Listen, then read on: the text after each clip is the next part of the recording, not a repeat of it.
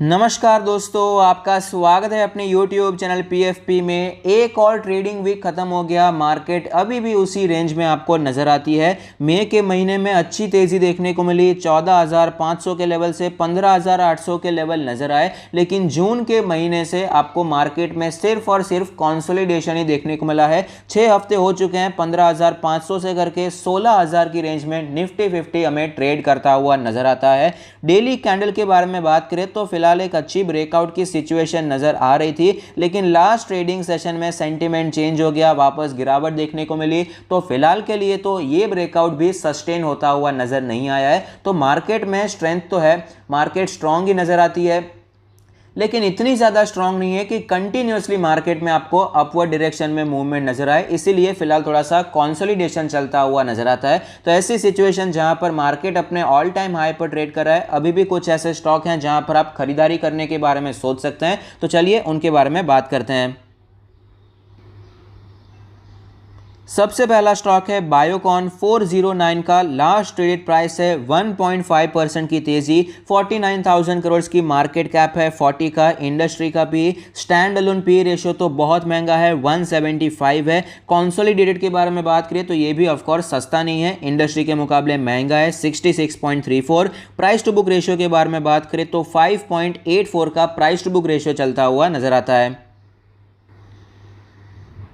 Stock के performance के बारे में बात करें तो पिछले एक साल में इन्वेस्टर्स को स्टॉक ने कुछ भी रिटर्न्स बनाकर नहीं दिए हैं। जुलाई टू जुलाई आप देख पाएंगे उसी लेवल पर स्टॉक ट्रेड कर रहा है। ऑफ कोर्स बीच में तेजी आई, गिरावट भी आपको देखने को मिली, लेकिन फिलहाल स्टॉक उसी लेवल पर ट्रेड करता हुआ नजर आता है। पिछले 6-7 महीनों से स्ट्रॉन्ग कॉन्सोलिडेशन चल रहा है। इसकी 50 रुपए की रेंज हो चुकी है, 375 से करके 425 इसी जोन में बहुत टाइम से स्टॉक हमें ट्रेड करता हुआ नजर आता है। लेकिन फिलहाल ही एक अच्छा ब्रेकआउट देखने को मिला है। जो रेजिस्टेंस लेवल था वो हमें लास्ट ट्रेडिंग सेशन में ही टूटता हुआ नजर आया है, उसके ऊपर एक स्ट्रॉन्ग क्लोजिंग भी हमें दिखाई पड़ती है, जो कि ऑफ कोर्स एक पॉजिटिव बात है। आप देख पाएंगे यहां पर 4 बार स्टॉक ने रेजिस्टेंस फेस किया, स्टॉक में गिरावट आई, लेकिन फिलहाल स्टॉक इस रेजिस्टेंस के ऊपर निकल चुका है। तो टेक्निकली स्टॉक में स्ट्रेंथ बढ़ती हुई नजर आती है। RSI 60+ है, तो ये भी एक अच्छी बात बनकर आती है। वीकली चार्ट के बारे में बात करें तो आप देख पाएंगे ऑलरेडी स्टॉक ने कंसोलिडेशन देखा है 6 महीने का 50 रुपए की रेंज का, लेकिन पिछले 6 हफ्तों से ये कंसोलिडेशन और भी ज्यादा नैरो हो चुका है।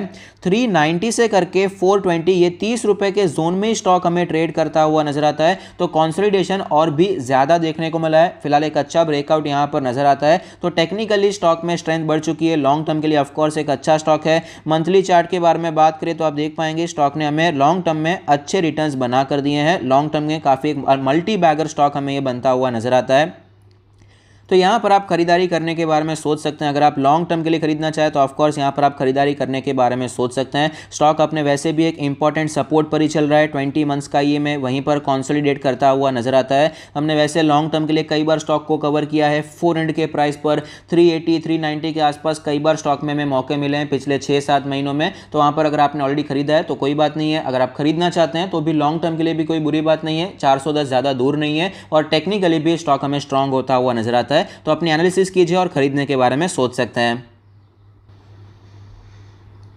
नेक्स्ट स्टॉक है भारती एयरटेल, 541 का लास्ट ट्रेडेड प्राइस है, जो कि 3% ऊपर है। 3 लाख करोड़ की दिग्गज मार्केट कैप है, लार्ज कैप कंपनी, निफ्टी 50 का हिस्सा। डिविडेंड यील्ड 0 है, 41 का इंडस्ट्री का पी। यहां पर तो पी रेशियो नजर ही नहीं आ रहा क्योंकि लॉस मेकिंग कंपनी है। प्राइस टू बुक रेशियो के बारे में बात करें तो 3.75 का प्राइस टू बुक रेशियो चलता हुआ नजर आता है। स्टॉक के परफॉर्मेंस के बारे में बात करें तो एयरटेल के स्टॉक में भी आपको कंसोलिडेशन नजर आता है। बहुत ही टाइट रेंज में स्टॉक हमें पिछले कुछ महीनों से कंसोलिडेट करता हुआ नजर आया। आप देख पाएंगे मार्च, अप्रैल, मई, जून 4-5 महीने हो चुके हैं इसी रेंज में स्टॉक ट्रेड कर रहा है, लेकिन फिलहाल एक अच्छा ब्रेकआउट यहां पर भी नजर आता है। आप देख पाएंगे इसका जो एक इंपॉर्टेंट रेजिस्टेंस था, इंपॉर्टेंट रेजिस्टेंस लाइन थी, वो फिलहाल हमें टूटती हुई नजर आई है। कल के दिन वहां पर हमें एक अच्छा ब्रेकआउट नजर आता है, इसके ऊपर स्टॉक जाने की कोशिश कर रहा है क्योंकि कंसोलिडेशन भी बहुत हुआ है। तो ऑफ कोर्स यहां पर अपसाइड पोटेंशियल भी अच्छा नजर आता है। लॉन्ग टर्म के बारे में बात करें 200 डेज के मूविंग एवरेज पर बहुत टाइम से सपोर्ट लेने की कोशिश कर रहा है, कंसोलिडेट कर रहा है। तो यहां पर भी आप खरीदने के बारे में सोच सकते हैं। टेक्निकली भी स्टॉक स्ट्रेंथ यहां पर बढ़ती जा रही है, तो एज अ पोजिशनल ट्रेड भी आप लेने के बारे में सोच सकते हैं। नेक्स्ट स्टॉक है ब्रिटानिया। 3441 का लास्ट रेट प्राइस है जो कि आधे % की गिरावट पे अवेलेबल है। 82,000 करोड़ की मार्केट कैप है। निफ्टी 50 का हिस्सा है, बहुत ही बड़ी कंपनी है। 4.58% का डिविडेंड यील्ड है। 67 का इंडस्ट्री का पी, जबकि ब्रिटानिया हमें 44 के पी रेशियो पर अवेलेबल है। कंपैरेटिवली सस्ते पी रेशियो पर हम अवेलेबल है। प्राइस टू बुक रेशियो के बारे में बात करें 23.13 का प्राइस टू बुक रेशियो है।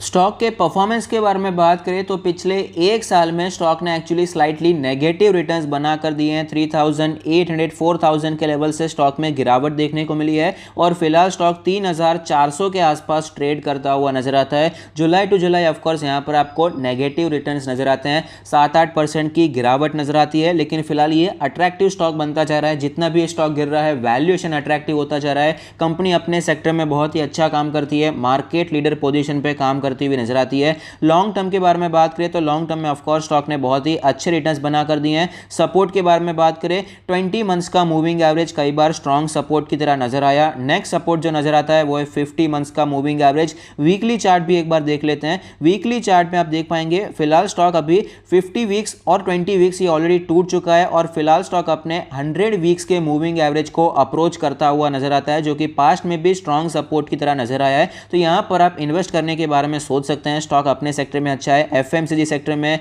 बिस्किट मैन्युफैक्चरिंग, बेकरी प्रोडक्ट्स में ये बहुत ही अच्छा कामकाज करता है। पहले भी मैंने कई बार इस पर वीडियो बनाया है कि स्टॉक की जो वर्थ है 3,400 उसके नीचे खरीदना चाहिए, उसके ऊपर खरीदने का मुझे पर्सनली कोई मतलब दिखाई नहीं पड़ता है। तो स्टॉक ने ऑलरेडी कई बार 3,400 को एज ए स्ट्रॉन्ग सपोर्ट दिखाया है। यहाँ पर एक अच्छी डिमांड जोन आपको नजर आती है, तो यहाँ पर फिलहाल स्टॉक वापस एंटर हो रहा है। इस प्रकार से आप खरीदने के बारे में सोच सकते हैं। तीनों स्टॉक काफी अच्छे हैं, लॉन्ग टर्म के लिए अपने पोर्टफोलियो में रखे जा सकते हैं।